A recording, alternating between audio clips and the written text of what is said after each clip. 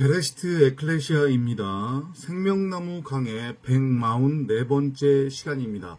이번 시간에는 파루시아, 재림에 관해서 여러분들과 또 이야기를 나눠보도록 하겠습니다. 이 재림이라고 하는 것 역시 많은 사람들의 오해를 낳고 있는 성경의 주제 중 하나이고요. 그러다 보니까 이 재림과 관련해서 수많은 썰, 특히 많은 이단들이 탄생을 하는 원인이 되었고, 그리고 그로 인해서 많은 사람들이 미혹되고 엉뚱한 길을 가는 그런 원인, 뭐라고 해야 될까요? 원인 제공의 시초가 되기도 하는 게 이 재림인데요. 과연 이 재림이라고 하는 것이 세상 사람들이 생각하는, 혹은 대부분의 자칭 기독교인들이 생각하는 그런 의미인지 한번 살펴보도록 하겠습니다. 제가 끊임없이 외치고 있음에도 불구하고 여전히 이것이 제대로 전달되지 않는 것에 대해서 참 안타까운 심정인데요. 무슨 말씀이냐면 성경은, 정확하게는 성경 전서죠. 66권은 성경 전서라고 했습니다. 성경은 창세기 1장 1절이 복음이고 진리고 하나님의 말씀이라고 했고요. 그 창세기 1장 1절을 여러 형태로 우리에게 때로는 비유로, 때로는 모형과 그림자로, 때로는 은유로, 때로는 그게 역사적 사실이든 역사적 사실이 아니든 에피소드를 통해서 우리에게 설명하고 있는 내용들로 구성되어 있는 게 창세기 1장 2절부터 계시록까지의 내용이에요. 그러니까 다른 내용이 아니란 말이에요. 창세기 1장 1절이 하나님의 말씀이고 원함이고 기도고 복음이고 진리이고, 그리고 창세기 1장 2절부터 계시록까지는 창세기 1장 1절을 설명하는 내용들로 구성되어 있어요.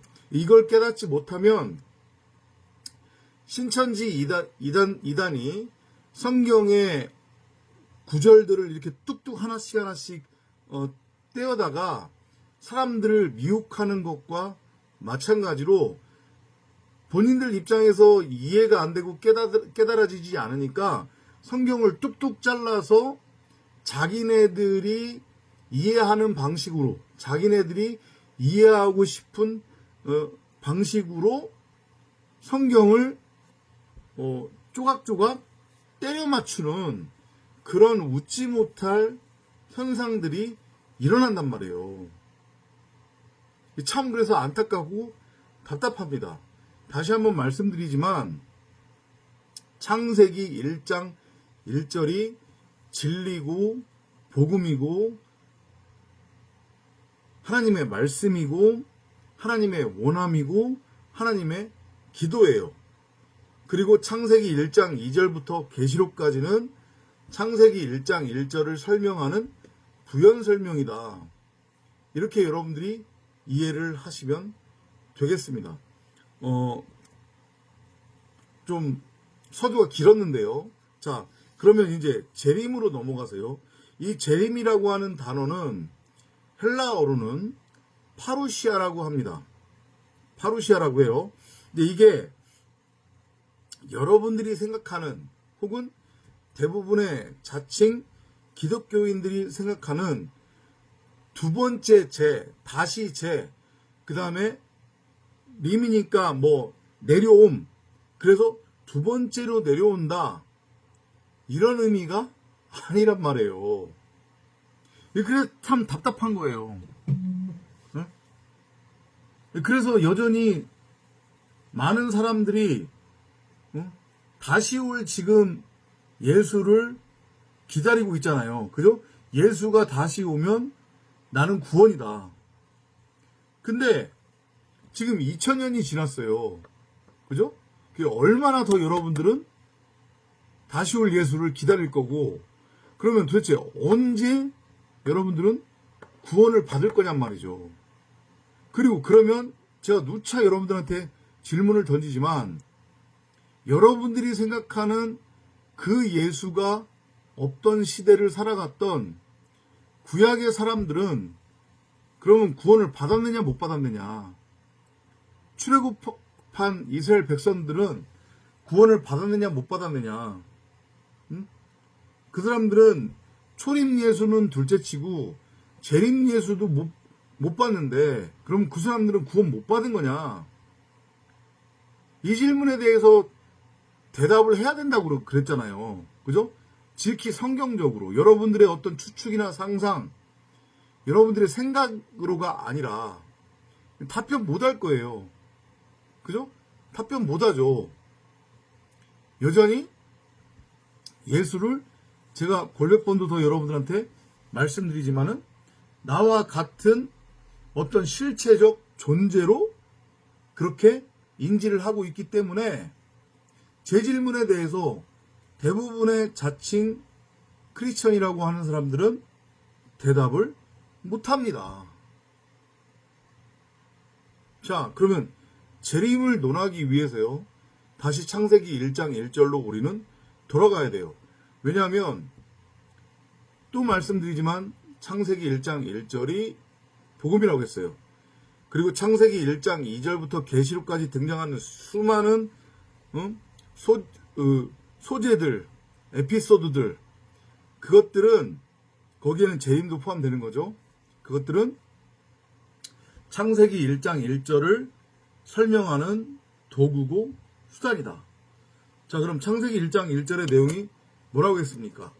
호 데우스로서의 신이신 전능자 하나님이 당신을 드러내고 나타내기 위해 사람을 택하사 그들의 머리가 되셨고, 사람을 말씀 그리스도를 머리로 하는 말하는 성전, 곧 데우스로서의 신인 말씀 그리스도 독생자로 새 창조 하시느니라.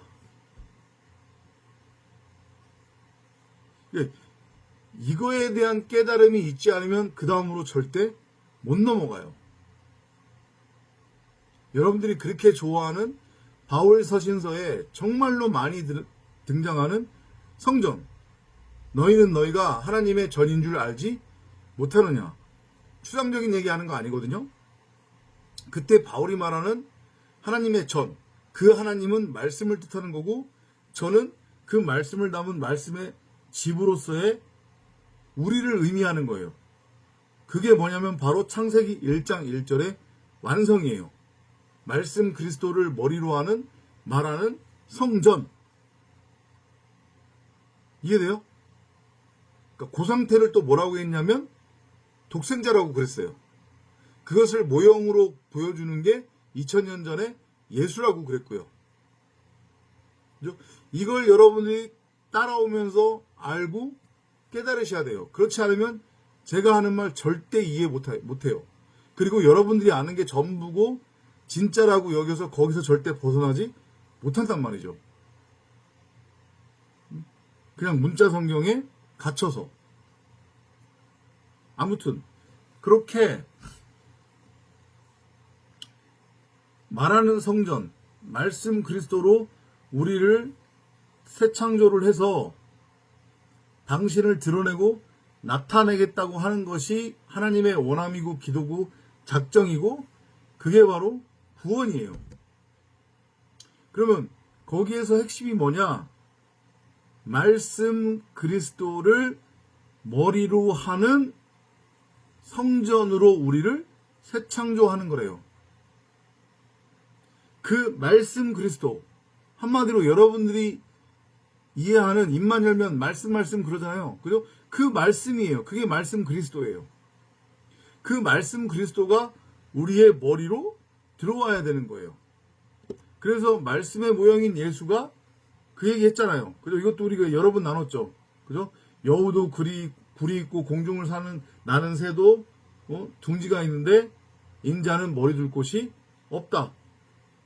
우리를 가리키는 거예요.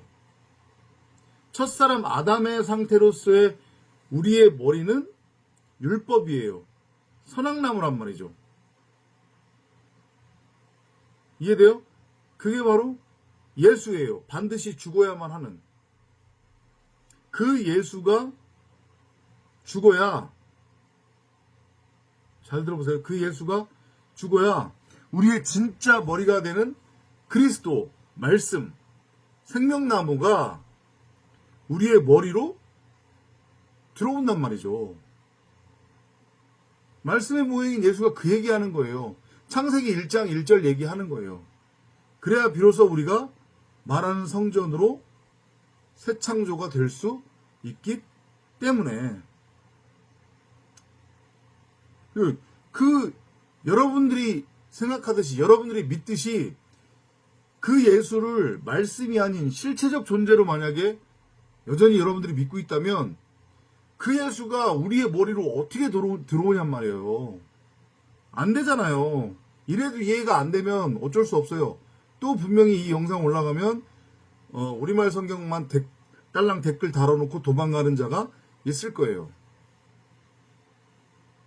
자, 근데 재림 얘기를 하면서 지금 왜 엉뚱한 얘기를 하느냐 여러분들이 이렇게 생각할 수 있는데 아니에요.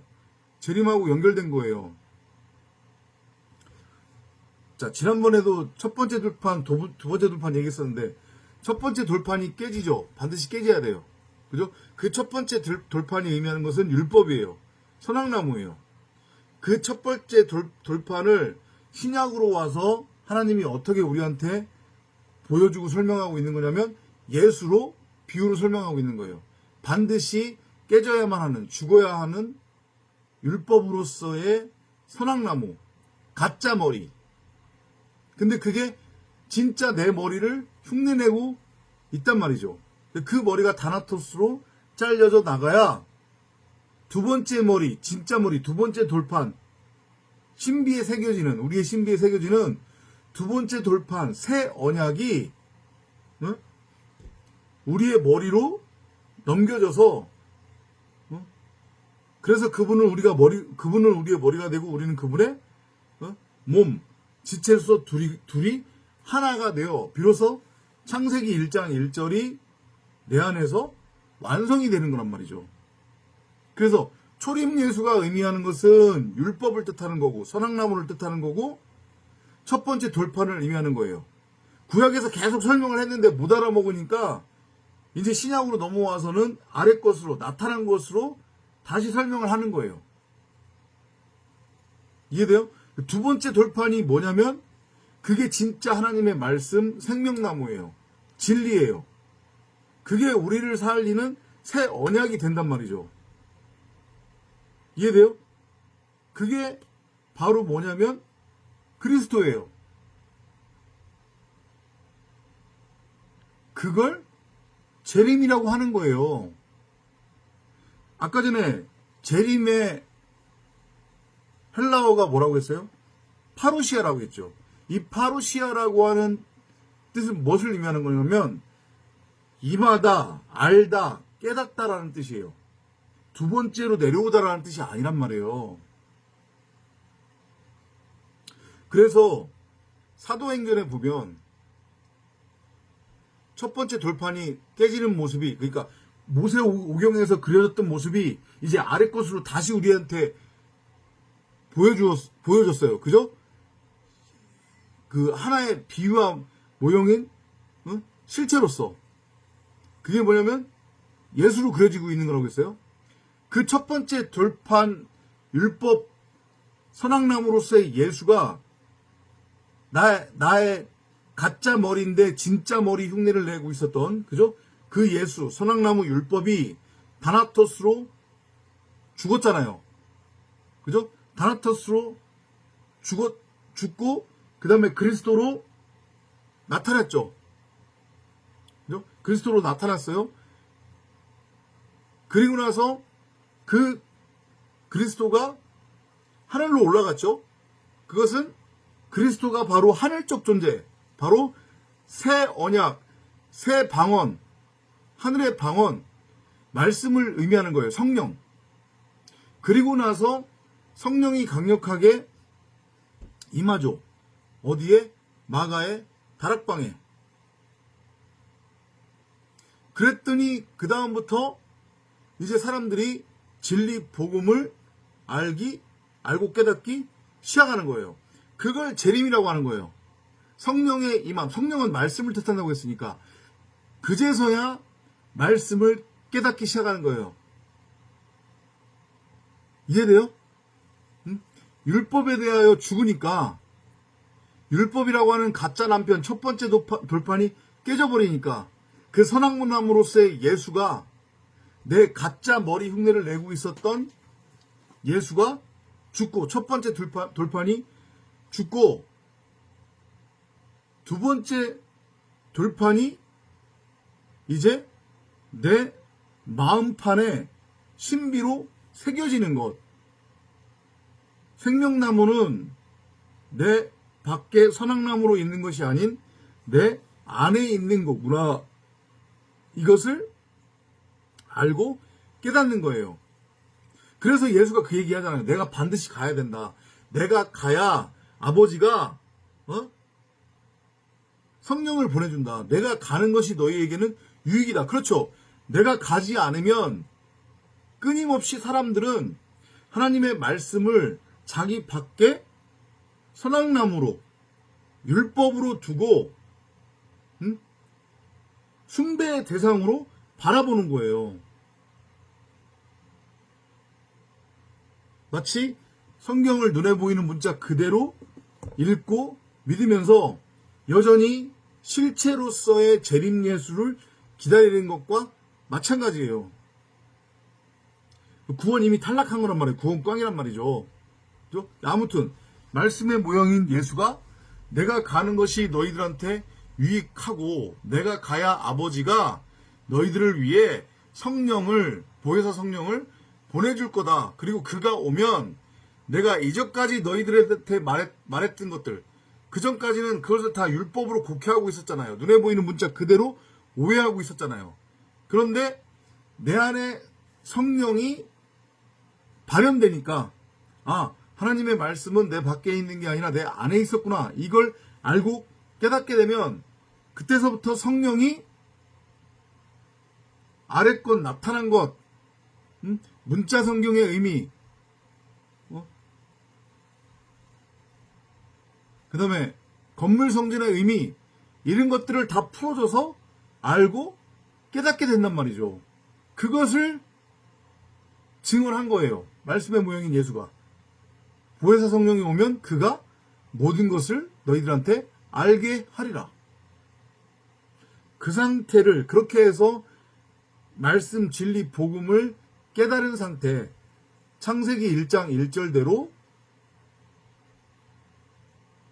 호데우스로서의 신인 전능자를 드러내고 나타내는 말씀 그리스도를 머리로 하는 말하는 성전 곧 데오스 신의 상태가 된 성도 바울의 말대로 말씀이신 하나님의 전으로 새 창조가 된 그 상태를 성경이 재림이라고 하는 거란 말이에요.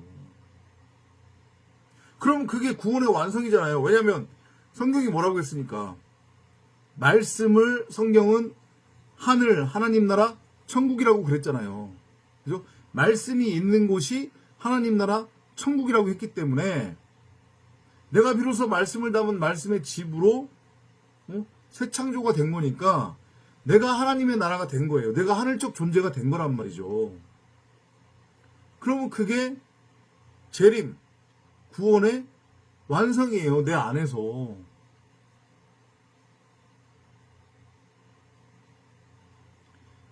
이걸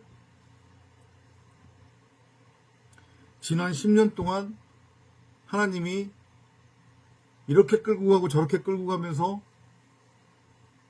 그때그때마다 다른 넓이와 높이와 깊이로 열어주셨고 그래서 결국에는 저도 깨달아서 여러분들한테 전하고 있는 거란 말이죠. 근데 아무리 외쳐도 알아먹는 이가 거의 없고 그걸 듣겠다고 배워보겠다고 찾아오는 이도 없으니 그래서 전도자가 답답한 심정이라는 겁니다. 초림 예수와 재림 예수의 의미를 깨닫기 바랍니다. 만일 여러분들이 여전히 예수를 내 밖에 실체적 존재로 바라보고 있고 그래서 그 실체적 존재가 두 번째로 진짜 구름 타고 무슨 손오공처럼 그렇게 구름 타고 쉥하고 오기를 기다리고 있다고 하면 여러분들이 인정하든 인정하지 않든 그건 상관없어요. 제 얘기가 아니니까 성경이 그렇게 증언하고 있기 때문에 그렇게 재림 예수 구름 타고 오는 손오공과 같은 그런 존재로서의 재림 예수를 기다리고 있다고 하면 그가 누구든지 간에 그는 이미 구원에서 탈락된 거다. 이렇게 감히 저는 여러분들에게 말씀드리겠습니다. 다음 시간에 또 찾아뵙도록 하겠습니다. 안녕히 계십시오.